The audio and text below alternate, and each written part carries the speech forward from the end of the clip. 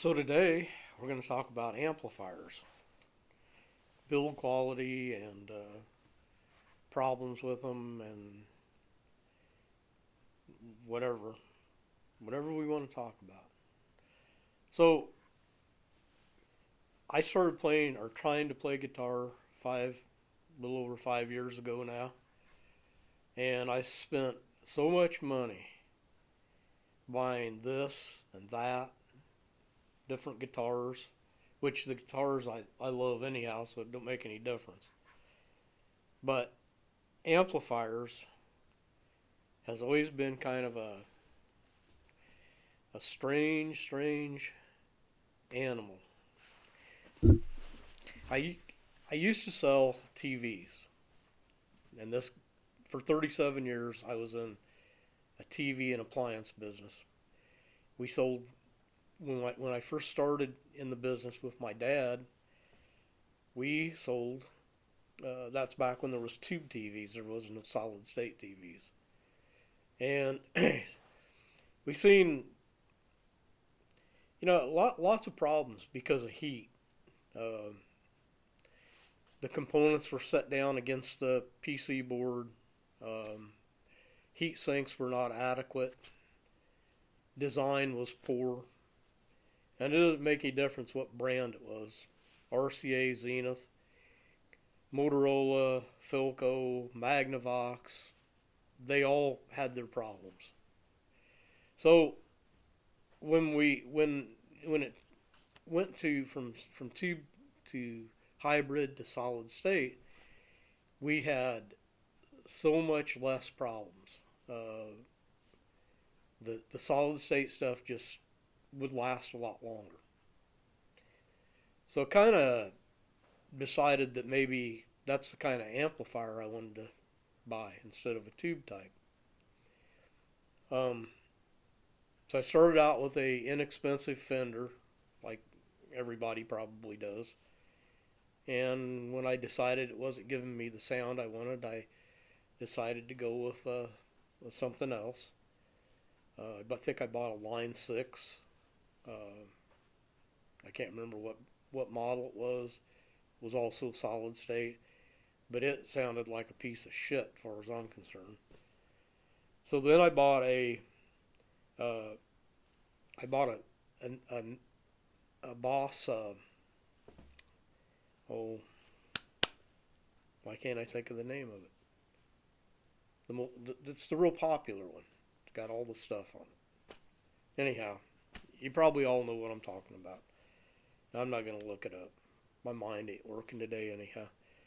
But, and it sounded pretty good. I bought a 50 watt and I bought a 100 watt.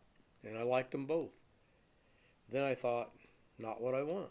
So I bought a Boss Next Tone Stage and a Boss Next Tone Special. And they both are awesome amps. But there again, you got to fiddle around with so much stuff on it. They got so many different parameters and stuff, especially the special. I still got it, and I like it. It sounds good. But it was expensive. I mean, I could have put that money towards a good tube amp probably. But I didn't. So then I thought, I'm still looking for this certain tone. So I bought a Blues Junior, Fender Blues Junior. And within 2 weeks, one of the tubes went out. They sent me a new tube for it. About a week later, it started getting a scratchy noise in it that I couldn't get out of it. So I sent it back and I upgraded to a Fender Hot Rod Deluxe. Now, I'm not knocking Fender, because I know everybody likes Fender. This is just my experience. I had it 2 weeks, and something went south in it. I don't know what it was. I took the back off of it, and kind of looked at the PC board, and already on the PC board there was a little scorching starting in one spot around a big resistor. So I sent it back. no problems. You know, Sweetwater, they took it back, no questions asked. Uh, so I traded it in on a deluxe reverb Tone Master solid state, and I really like it. I really do like it. It's got a really good sound. I think they're pretty close to probably what the tube model sounds like, but it's got that microprocessor in it that I keep hearing everybody talk about. That what if it goes bad? Are you going to be able to replace it or get it replaced? You're going to have to replace the whole PC board. Or do you just throw the amplifier away? Take the speaker out, keep the cabinet, and throw the guts away. So, and I'm 71 years old, so I ain't going to live forever. But it's not what I want, not the sound I wanted exactly.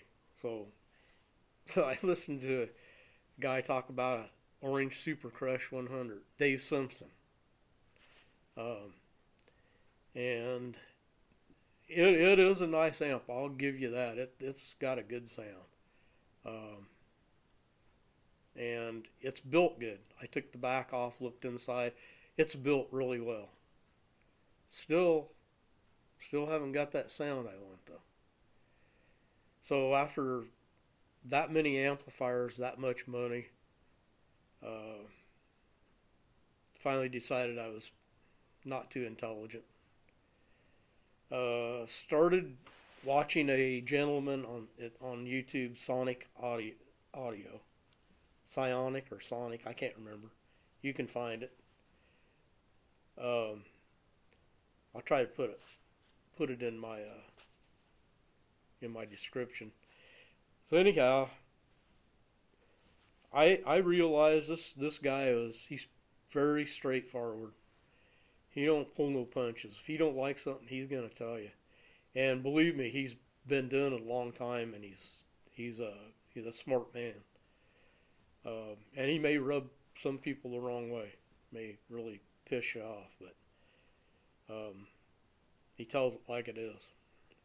So after watching his videos on Fender, Marshall, the newer stuff, the older stuff that's hand wired, point to point, he got no issues with that stuff. I think the only issue he has is because people don't take care of stuff, spill drinks in them and stuff like that. But getting back to the ones with the PC boards, the newer stuff, I don't think he's real hip on them. I mean, if you buy a new amplifier and you got to send it somewhere and have a bunch of work done just to make it last longer, that's expensive too. So after watching a lot of his videos, and I find his videos very interesting, I ran onto a video on a Friedman Runt. Now, Friedman makes some really good stuff. They make some really expensive stuff. Most of their stuff's hand wired and point to point, but this one has a PC board in it. But he has a 30-minute video on it, so you want to go to it and watch it if you're interested. Explaining the build quality, heavier PC board, very conscious about how they set their components on the board, conscious about how they set it up so you can it can be repaired if something goes wrong with it. So it's built like an army tank. It's 2-channel. It has a clean channel and a dirty channel. It works with the pedals really good through the front end. It's got a creamback speaker in it, and they're pricey. They're expensive, but I probably could have bought 2 of them for what I've bought farting around with all the amps that I bought. Because when I get ready to sell them, I'm going to take a real beating on them. They're all like brand new as far as the way they look and everything, but I'll never get what I got invested in them. So you take a real shellacking when you do I bought a lot of different guitars, but the guitars, that's a different story. They're pretty, and I like them, and I guess, you know, what can I say? So anyhow, I just hope that this video helps you in making a decision. Don't just go buy something. Check it out first. In my case, I have nowhere to go. I'm 60 miles from St. Louis, Missouri, and so you want to go to a like Guitar Center or something like that, and play everything they got. I guess that's the thing to do if you want to give that a try, because surely most people have a guitar store closer, but I don't. So I did everything online, and I've been happy with Sweetwater. I buy everything from them. They've always treated me good. Now I'm rambling on again. So I hope this video helps you decide and maybe research what you're going to buy a little more. And hope you have a good day. Hope you subscribe to my channel. Hope you give me a thumbs up. And I hope you have a nice weekend. Thanks a lot.